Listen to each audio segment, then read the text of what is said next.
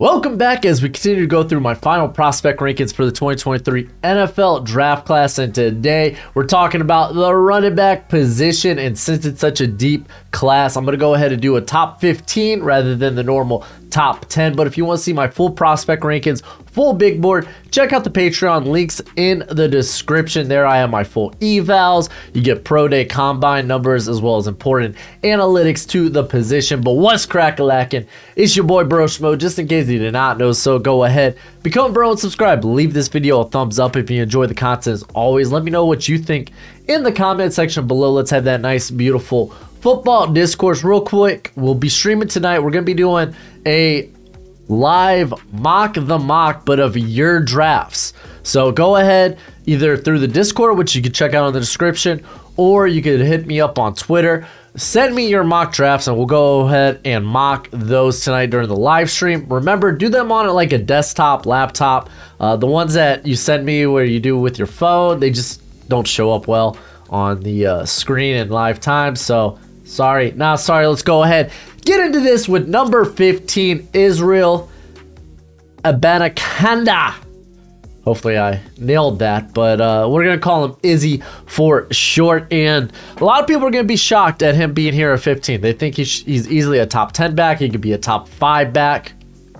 They were blown away by the freaking pro day where he ran a 4.39, and I'm just like, we already knew this guy was fast. Like, we really did. This guy back in high school was a gold medalist in the 100 meter. We already knew he was fast, and granted, at 5'10", 216, like, he's got really good speed for his size. And I mean, you see that a lot of home run shots, like, but he's very much a one cut and go runner. You give him daylight, he takes it. He's really good at getting it out in space and just beating guys, outrunning the angles that linebackers take to try to get to him, or even some safeties, corners. The dude is just that fast. But for me, that's about it. He is that's just him.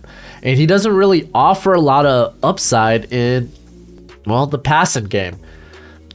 Like, this dude's got brick for hands. He had, what, 3 drops in 2024 and 2021, and then those numbers were very similar this year. Pass protection's a no-go, so it's like not a guy that you're gonna be using in the passing game, strangely enough, given how good he is out in space. There are also times where he just kind of runs into a dead end.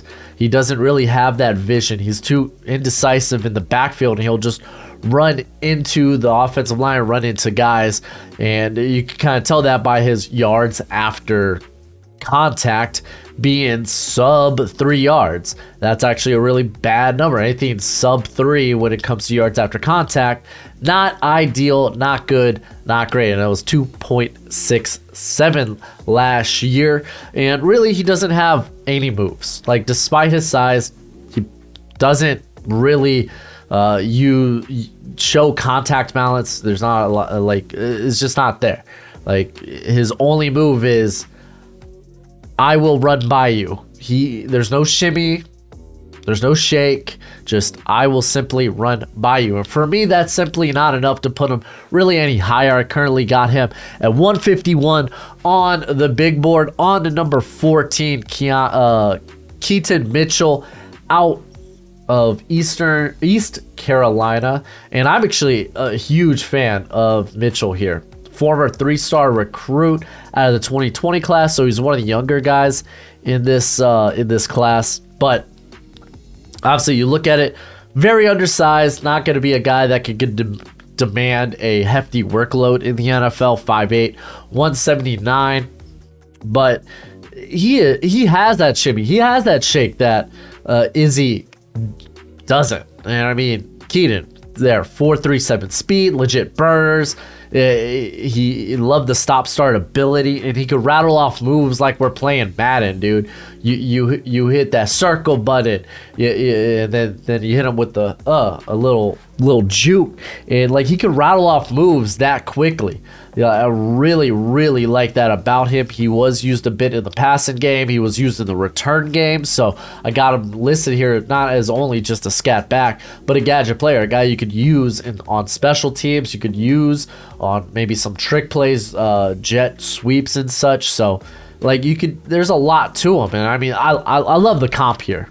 And I took this from Mike Renner, Dante Hall, because a lot of people, they only remember Dante Hall from his Denver Bronco days being that nasty return man. They play him at receiver, but back at Texas A&M, he was a running back, and he was nasty. And like just with that small size, like he was able to get through contact and maintain good contact balance, and like there's some similar traits there to Mitchell. However, this is a cat that is constantly hunting and looking for the home run play. He's not going to settle for a single or a double. He's looking to go to pay dirt, and too often than not, he finds himself going more east-west rather than north and south.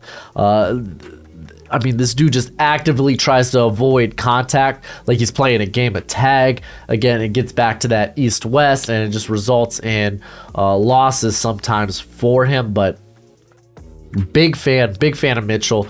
I think he's going to be one of the better undersized scat backs in this class. It's a really good class. Like, you're going to not see some names on this list and be like, oh, where are they at? It's like, it's a really good running back class. I don't know what to tell you. They kind of get pushed down. And maybe I'll talk about a few at the end of the video. But number 13, I got Chase Brown out of Illinois. This is going to be a hot one for some people, but for me, man, I just get Zamir White like feels from him. Like he just feels, yeah, he's a good running back, but not that dynamic of a runner. Really doesn't do much outside of like follow his blocks and occasionally make the big runs. But I mean, he has the speed to do that at 4.43 speed. Like he accelerates quickly, and like, yeah, man, the dude can fly. He really can. He's also very light on his feet, allows him to work in tight spaces. He's very proven, a lot of mileage there. But I mean, this dude consistently ate. There was no really slowing down for him this past season there at Illinois. But ball security is an issue. 6 fumbles this past season. 5, I think, being off of carries, and then 1 off of a reception. Doesn't really have ideal power. You look at that bench number, it's like, oh, 225, that looks real nice. But it's that lower body. Like, he can't really eat contact around the lower body. And he's not going to really be able to move piles or not exactly the most nimble guy between the tackles either. So probably a dude you want more in an outside zone running scheme, even a wide zone running scheme. His pass protection will need work at the next level. Just not great at picking up blitzes or picking up failed assignments. He just doesn't do it well. But I mean, I think there's enough as potential as a receiver there that you probably won't have to worry about that. Just have him on the field as a receiver. I'm actually a big fan of the Raheem Mostert comp. And I mean, legit, anybody would love a Raheem Mostert in their backfield. The thing is, that's a committee back. That this isn't a guy that's going to like really make that much of a difference. Kind of why I have like a day 3 grade on him, early day 3 grade. He's 142 on the big board. At number 12, I have Zach Evans out of Ole Miss, and this dude's got a lot of potential, man. He really does. It's just he really was never given a full workload, regardless of where he was at, whether it was TCU or whether it was there at Mississippi. Dude's a wonderful athlete, really good athlete, just a smooth mover, and honestly, a big play weapon. This dude, he got like a modest workload both at TCU and at Ole Miss. Like, he was splitting carries with another back in both cases, in both instances. However, I thought he did a lot with that. Like, he was able to get 930 yards off only 104 carries. That's pretty darn solid. And some of the stinking nose is running, dude. My allergies are going off. But some of the stuff that kind of worries you when it comes to Zach Evans, and we'll kind of first talk about athletically or traits wise or performance wise, and then I'll kind of get into his like whole recruiting process. Is honestly a very interesting story, but he was never used heavily in the passing game, whether it was as a receiver or pass blocker. So there's going to be some questions there. Can he pass block? How good of a receiver can he be? So there are going to be those questions, though he's a pretty good athlete where I feel like he would be a very good receiving back. Very impatient. Like, this dude will try to hit holes that don't even exist. So the vision needs to get better. He's still kind of filling out his frame, 5'11", 208, but I'm pretty sure he could put probably another 10 pounds on there. And honestly, I think that would just help with his overall contact balance. But the recruiting, right? So he was a former 5-star. So this is a 5-star running back coming out of the 2020 class. And through the whole recruitment process, it was just a wild journey because he basically had to settle on TCU because he waited so long to make a decision. So by the time it came around, it was like, okay, well, you'd have to play under a red shirt your first year. You could, it's too late. We can't put you on like the active roster. And TCU was I think one of like 4 places that were like, no, we'll play you right away. And he was like, okay, cool, I'm going to TCU. But again, the playing time wasn't what he thought there initially in 2020. He battled some injuries in 2021, decided to then transfer to a team that I believe wasn't even on his like recruiting path, like a team that didn't heavily recruit him, a team that wasn't really on his radar back in 2020. But I believe he had a cousin that played there, and then on top of Ole Miss, they lost Jaron Ely and Snoop Connor. So it's like, okay, there's gonna be tons of opportunity in the backfield, and then that never came. So it's like, it's kind of funny. You look at the indecisiveness during the recruiting process, and it kind of makes, and you can draw that parallel to like, well, this guy is so indecisive in terms of where the hole's going to be, or what is he going to do with the ball once he has it in his hands. Melvin Gordon's the comp here. Feel about that however you may. I know Melvin Gordon did have the best season this past year, but remember, Melvin Gordon has been a solid back over the course of his career. At number 11, Deuce Vaughn out of Kansas State. The big rip here is his size, 5'5", 179. He is instantly probably the smallest running back ever in the NFL. Probably not a true statement, but he's probably among the smallest players in the NFL. And I bet you like top 10, or at least in the modern era. But what he brings to the table is just like, I put scat back return man. Like, this guy is just electric with the ball in his hands. He's lightning in a bottle. He is just scary out in space, insane speed, insane quicks. He was deadly in the passing game, and he was likewise in the return game as well. Like, you know what you're getting. You're getting a very quick athlete there. But at 5'5", 179, there is a lack of physicality. Even if there's a want to be physical, there's just a natural, you can be as physical as you want. It's just, you're still a chihuahua, you know? You could growl, you could bark all you want, but still gonna manhandle the heck out of you. Ain't that right, Gojo? Ain't that right? Gojo's real timid right now, but he would manhandle that chihuahua. And that's kind of what it is with Deuce Vaughn. It's like, he's not going to be able to take a big workload in the NFL. There are times where he is a bit indecisive with where he wants to go with the football. Kind of a nitpick there, if anything. It's really the size and just the natural lack of physicality because of that size. You know, you can't use this guy in pass pro. He's just going to get ran over. Going to be a guy that his contact balance isn't going to be the greatest. That's the biggest concern. It kind of excuse me, it unfortunately limits what he can, how you view him as a prospect. I got him at 127 on my big board, though. I'm a big fan of him. On to the top 10, number 10 being Sean Tucker. Listen, guys, I'm a big Sean Tucker mark, but it wasn't a great 2022 for him. It kind of opened our eyes to some of the things wrong with him, his play in general. While the production was still solid, there were things where it was like, I could see him being limited in certain roles. On top of just not being able to test out because of something at the combine he got flagged for, and I haven't heard the latest on that. Could be a big nothing burger.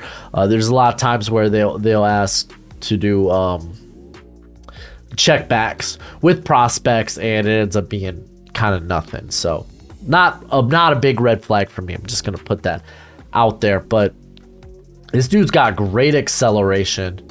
Really does. And you love his speed. He's a former track guy. He ran track actually at Syracuse before deciding to stick to football. And you can see it, man. He is very much a cut and go, plant his foot, and then take it the distance. He just explodes out of his cut. He shows good contact balance. Like I think the lower body is really good on him, really strong, and he could kind of eat arm tackles. He could kind of eat guys that are trying to go low on him. Just very strong in that regard. So big fan of that. It's just some of the things in 2022 that kind of opened our eyes was, all right, not really used heavily in the passing game, probably runs your basic running back route tree, so no biggie there. But as a runner, there is really no creativity to how he runs. He just kind of wants to run by you. He is fast, and he is just going to try to take it to the house. Not a lot of shimmy to him. And despite, that nice center of gravity at 5'9", 207, probably plays more around 215. There isn't that want to lower the shoulder, there isn't that. He would rather, I don't want to say avoid contact, but he would rather try to run by a guy than be like, all right, good luck. And this is more so in the open field. That's kind of why I prefaced how he eats contact around the line of scrimmage with the lower body. And it's really when he's in the open field, he really doesn't want to take that contact. So for the most part, he's just kind of a one-cut guy. It reminds me a bit of J.K. Dobbins in that regard. Big fan, but might have to be an early down committee back early in the NFL. Can he be more? I really hope so. I was a big fan of his coming in. He was consistently in my top 5, and I still believe that he can definitely be more. That's why I'm not willing to take him out of my top 10. On to number 11 or number 9, because we go down from here. Well, down, up, but whatever. Roshan Johnson out of Texas. He's going to be a few spots higher than Sean Tucker. He kind of carves out a role, I think, a bit better as this power back, this short yardage, red zone type of guy. This dude just eats contact for days at 6 foot, 219. He's big. He's got that bruiser style. Running back coaches are just going to love that mentality from him. He's got a mean stiff arm, which is even more dangerous when you consider that he has a 32-inch arm, so he's in the higher percentile in terms of arm length for the running back. So with that type of length, it's going to be tough for guys to kind of get into your core to actually make a good tackle. Shows very good patience, good vision. However, kind of like unfortunately this cat, because of Bijan Robinson, didn't really get a boatload of carries. He actually came to Texas as a 4-star recruit. He was a dual threat quarterback, but his freshman season, because there were so many injuries at the running back position, they moved him to running back and kind of went from there. He actually had a solid freshman year where he ran for over 650 yards and 7 tutties. But you kind of like that. He's got that team first mentality. Teams are going to love that. That's why I think he's going to go really high. Again, an easy role. You could, like, if you're lacking that in your running back room, then it's like, yeah, team first guy that fills in a role that we right now don't have, bring him on. So I really love that about him. However, he's not a dynamic runner. He's not a creative runner. He is simply like, okay, you want to get in my way? I'm not going to shimmy. I'm not going to shake. I'm going to lower this shoulder, and that's what you're going to have for dinner, basically. I will say he does run a bit on the high side, like high pad level. So for those bruisers, he is 6 foot, so he's a little taller than you'd like at the run back position, but needs to run a bit lower, high pad level. You want to take advantage of all that girth coming downhill, so you want to be able to get a little lower. He will run out of gas in the open field. Again, he's a bruiser. He's not a home run threat. No real receiving upside. 5 career drops, so drop rate not great. Doesn't exactly have the softest hands, but he's not working with a lot of mileage, so you kind of like that, especially with these more bruising style backs. So big fan of Johnson. On to number 8, we got Tank Bigsby out of Auburn. One of the more interesting running backs in this class because he saw significant snaps as a freshman. Got limited late in the season because of a hip injury. 2021 looked stupid good, and aside from the fumbles, which I'll note, he had like 4 fumbles in 2021, but then I think he had 1 or no fumbles this past season. So it's like, okay, there's a fumble problem that was there that no longer is. So hopefully that got better. Just going to say that. But was going to transfer after the 2021 season. Instead, very quickly decided to return. Played a solid season there at Auburn, had almost over 1,000 yards. But Bigsby, man, he does kind of feel like this jack of all trades but master of nothing. Like he's got good size. He's got decent long field speed, good stop start ability, good short area quicks. He can really explode after he plants the foot. It goes. He is able to eat contact, but like I would say all those like are on the more high end side than actually like, oh, okay, this guy's got a real trump card here. Because I will say there are times where I thought this was less in 2022, but you look at his 2021, he tried to dance a lot, and it was like, okay, just try to just lower the shoulder and go. You got that size, dude. Just mow through these cornerbacks, these defensive backs. And I definitely thought there was more willingness to do that in 2022. But also there were a lot of times where, because Auburn's offensive line hasn't exactly been great the past few seasons, there were times where he was halted in the backfield. If you go back to 2021, he was averaging less than 2 yards after contact when he was facing better competition. You could pin some of that on the Auburn offensive line, but he really isn't a guy that can create something out of nothing. There are some inconsistencies with his vision. There will be time he just kind of like runs head first into the offensive line at full speed. That was a big gripe I had with CJ Verdell out of Oregon last year. He just kind of lacks that next gear in the open field to take it all the way. He does have long runs on tape, but there are times and instances where he does get caught from behind. Whenever I throw the jack of all trades, master of none out there, TJ Yeldon's always the first run back that comes to mind. A guy that was just really good at a lot of things, but not a guy that's gonna really be the anchor of my running back room, so that's kind of where I'm at with Bigsby, a guy that could be very valuable in my running back room, but someone that can't really take on a majority of what's going on there. Still big fan of Bigsby. At number 7, I got Kendre Miller out of TCU. Very unfortunate that he didn't get to test out. But I feel real confident on him after the 2022 tape. I think, I mean, he was kind of plagued by an MCL sprain to end the year there. I believe he didn't even take a snap in the national championship game, and it kind of resulted in him not being really able to participate in the combine or the pro day. But this dude's got good size, 5'11", 215. He runs with a very low pad level. He gets nimble between the tackles. He shows good burst out of his cuts, absorbs contact pretty darn well. 74 missed tackles this past season. Really, really good. I think he does have breakaway speed. He can be shifty in the open field. However, there are times he gets a bit too bouncy in the backfield when there's nothing going on.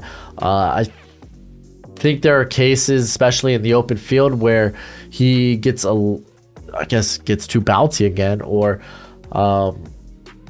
where he tries to avoid contact than just taking it on. Like sometimes you just want to see, like that Tyler Algier when he was coming out of BYU, wasn't the most shifty guy, but like he knew how to lower the shoulder and how to get low, get leverage underneath smaller defenders. And that was something I kind of want to see a bit more from Miller. He didn't literally do anything of note in the passing game, but doesn't mean he's not able to. I think he has a skill set that could facilitate that, and that's why I have the Miles Sanders comp on him. I'm actually a really big fan of Kendre Miller. On number 6, we got Dwayne McBride out of UAB, and I'm going to say I took this comp from Mike Renner because the minute I saw it, I was like, that's it. Because I was a huge Thomas Jones fan back in the day when he was with the Bears. I loved Thomas Jones. I loved picking him up in Madden. And the minute I saw that comp for him, I was like, that's on point. No need to go any further. That's the comp for him. Anywho, 5'11", 209, currently 87 on the big board. This dude has been special for the Blazers the last 2 seasons. And as you can see, over 1,700 yards this past year. And that was despite dealing with an ankle injury early in the year that kind of limited his touches for the first couple of games. But this dude eats contact. He absorbs it like it's nothing. Like he's like a sumo wrestler at a buffet. Bring on more, please. I love that about him. He also very light on his feet despite his style. Like this dude is very good in close quarters, and something I'm going to talk about later on in the list with another prospect. I just think McBride is probably like I would say the second best running back when it comes to playing in the close quarters. He knows how to find the daylight. He's patient when it comes to letting things kind of open up for him. And he's just smooth, man. Like the lower body is just smooth, like more agile than you expect when it comes to McBride. I just love how he maneuvers around blocks. Really do. If you go back to 2021, he had 39 runs of 10 plus yards. That number was very similar this season as well. However, I don't know if it might have been like, injury, why he didn't work out at the combine or his pro day. I just think it's because his numbers wouldn't have been that good. Like he's not a guy with launch speed. There are times where he gets caught from behind. He's not going to be that home run threat, and I don't think he needs to be. If he's a guy that can consistently pick up 5 to 10 yards per carry, sign me up. That's a guy that's going to be moving the sticks for me. Never used in the passing game, so he's probably an early down back. Doesn't really have the skill set really to be used, I think, in that facet, but could be a good pass protector though. And it is worth noting, yes, he dominated lower competition the group of 5, but I will say that's what you want to see from these guys. I think it's more of a question mark when these guys from lower competition don't dominate. You want to see them dominate. So just kind of a little bit of a nitpick, but there's some nuance there. Like if you're at lower competition, you should dominate lower competition, which he did. Good to go. So like McBride, but I do like him as a 3rd rounder. We're gonna go to the top 5 here, and this has not changed in like 6 months. Devon Achane. I'm gonna tell you, on my top 5 has not changed. At least who's in the top 5 has not changed since Texas A&M faced LSU, because that's the day I became a believer in Devon Achane. This dude doesn't have ideal size. He's undersized. He needs to add more mass to his frame. Like, there's not much more he could add onto the frame, but he could definitely add more muscle at 5'9", 188. The dude ran a 4.32, but fun fact, we already knew this guy was stupid fast. We already knew that. He is a home run threat. Anytime he touches the ball, he is filthy. He can cut on a dime and leave you a nickel. Put him out in space. I don't care if it's in the passing game. I don't care if it's as a return man. Even if you're handing the ball off with him, like, you could do a lot of fun things with Achane. Good contact balance for his size, though. Like, he is hard to put a hand on, and if you can't do it cleanly, you're not bringing this cat down. And that was on full display in the LSU game, as he was constantly breaking tackles, dipping. Oh, just slide off of me. Okay, goodbye. Like, he's got that dog in him, man. He really, really does. If he adds a bit more muscle, it just gets more scary. He won't be a smaller back. He's not going to muscle piles. He's not a short yardage guy. It's just not his thing. Pass protector. You know what? At his size, yeah, no, he's going to suck in pass protection, but with how good of a receiving upside he has, it would just be a waste to use him as a pass protector. Like, why is he even on the field if you're not trying to get the ball into his hands? Got CJ Spiller as the comp. I think Spiller was like 191, 195 though, and I believe he was closer to like the 5'11 size, but I can see a lot of similarities in their game. Number 4, Tyjae Spears out of Tulane, became one of my favorite backs in this class after that USC bowl game where he annihilated the Trojans. I would dare say, single-handedly annihilated the Trojans. And they thought they were national championship contenders. Tulane came in there, were like, nah, not on my watch. Yo, watch out for Tulane next year, though. They brought back some guys. I think they're still going to be pretty darn good.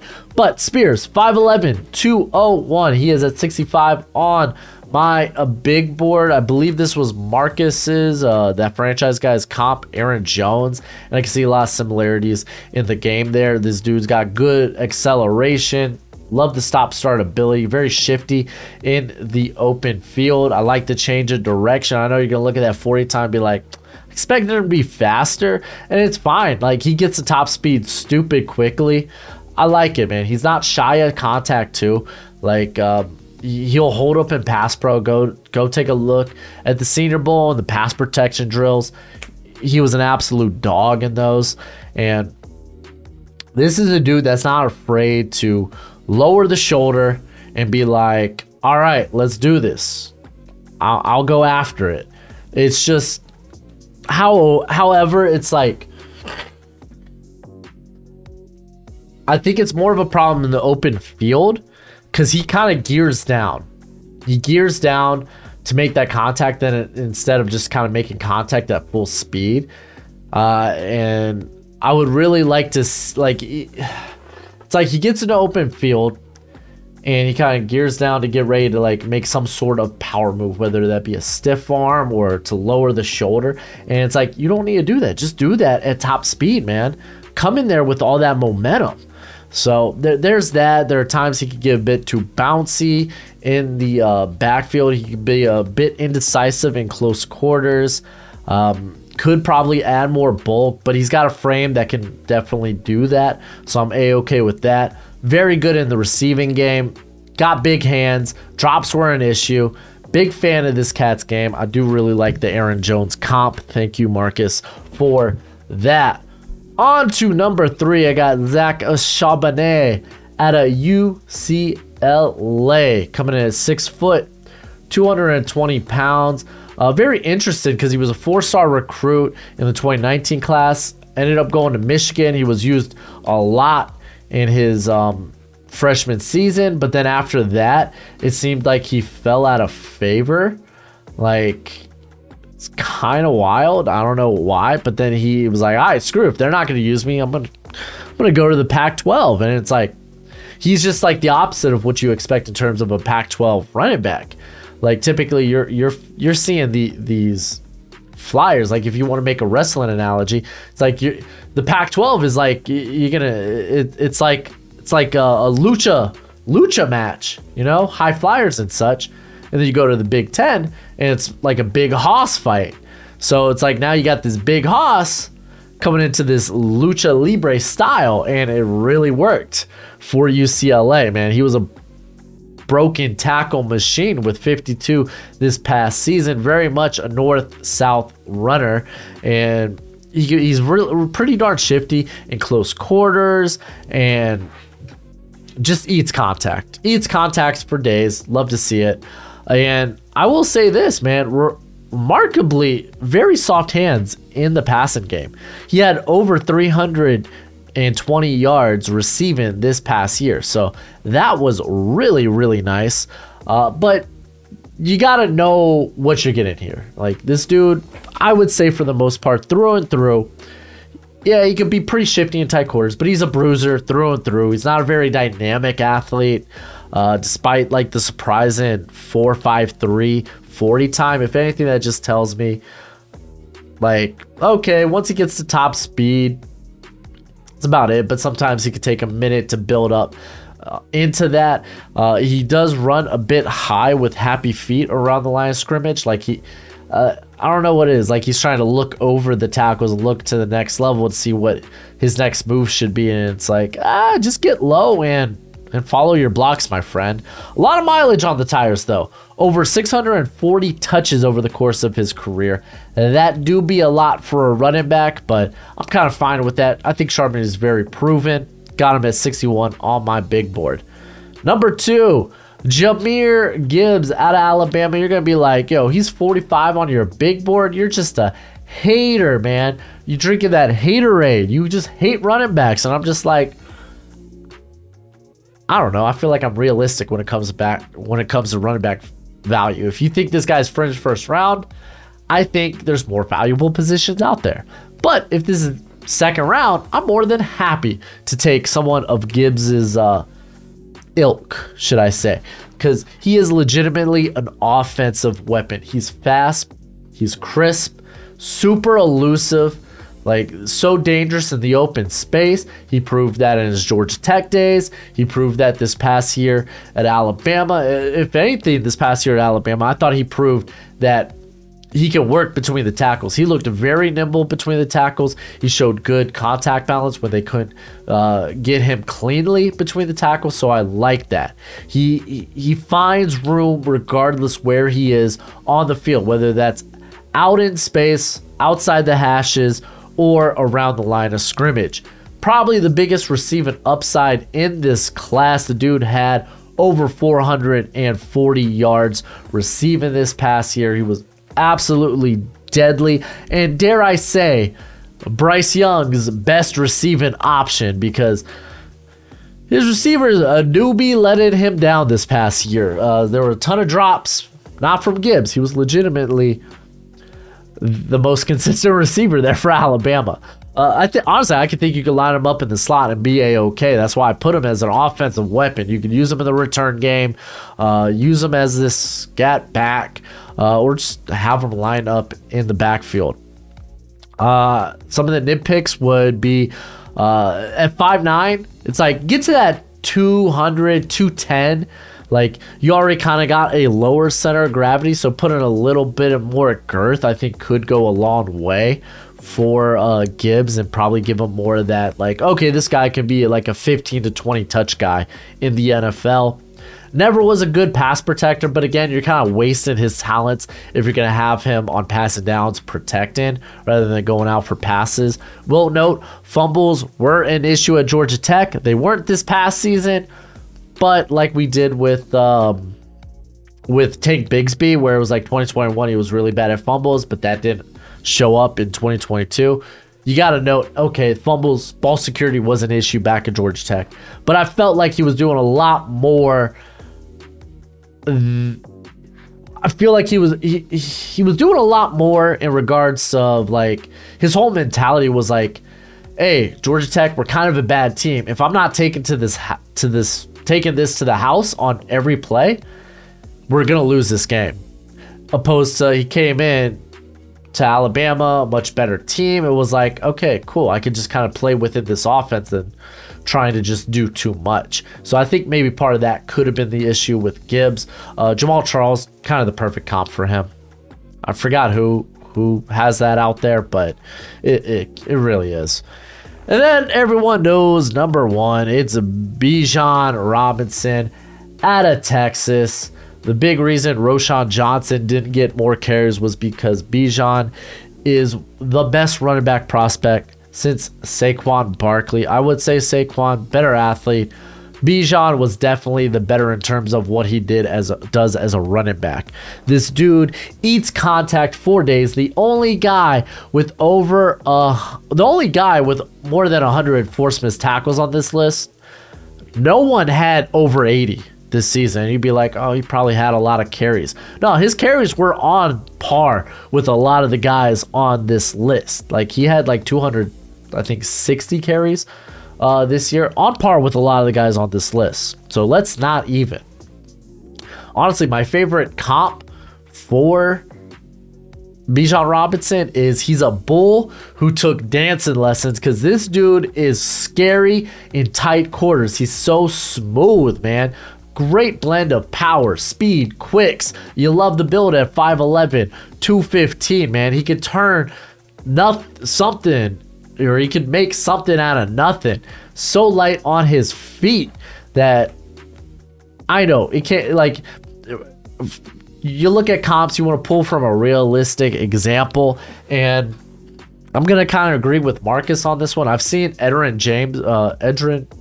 James out there, but I think LaDainian Tomlinson, in terms of the complete game, is just kind of what it is. I really think that's a really good comp, and that's a scary comp to put out there, because now you're going to expect him to have this LT-like career, and that's not really what a comp is.